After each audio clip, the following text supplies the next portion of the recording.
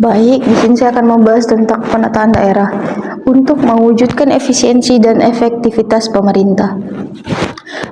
Penataan daerah krusial untuk optimalkan pelayanan publik dan sumber daya.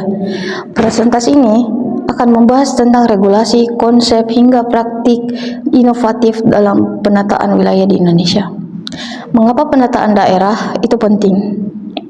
Ada pula latar belakang dan tujuannya.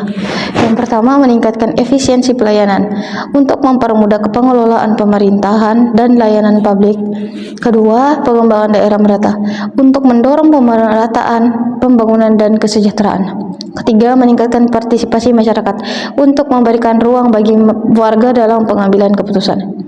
Ada pula landasan hukum penataan daerah di Indonesia. Yang pertama ada Undang-Undang Nomor 23 Tahun 2014. Dasar pengelolaan pemerintah daerah dan otonomi.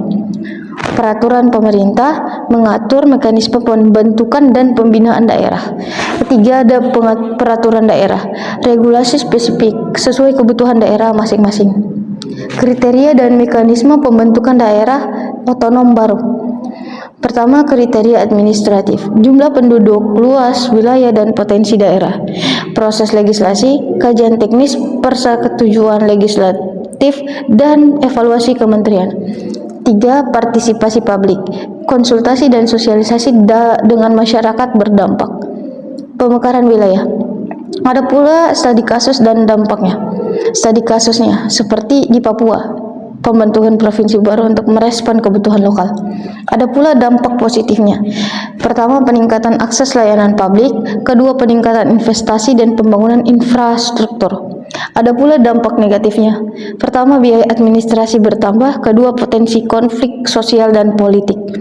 Ada pula penggabungan wilayah, tantangan dan peluangnya. Seperti tantangannya ialah sinkronisasi kebijakan antar wilayah dan mengatasi perbedaan budaya dan kepentingan. Ada pula peluangnya. Yang pertama, efisiensi sumber daya dan anggaran. Kedua, penguatan koordinasi pemerintahan. Evaluasi kinerja daerah otonom, indikator keberhasilan, di mana pelayanan publik indikator itu 85% dan pendapatan daerah 70%, transparansi 90%, 60%-nya itu ialah pengurangan kemiskinan. Peran serta masyarakat dalam penataan daerah. Pertama, partisipasi aktif. Masyarakat berkontribusi dalam musyawarah dan konsultasi. Kedua, hak pilih, menentukan pemimpin daerah yang tepat dan bertanggung jawab.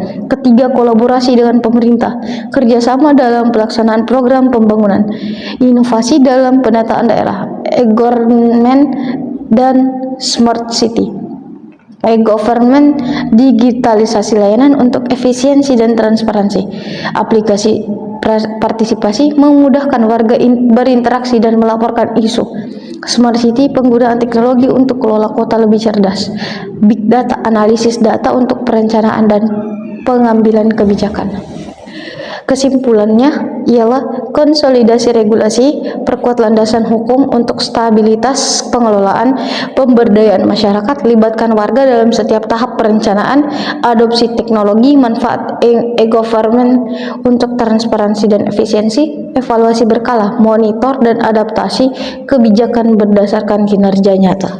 Mungkin sekian yang dapat saya sampaikan, lebih dan kurangnya mohon dimaafkan.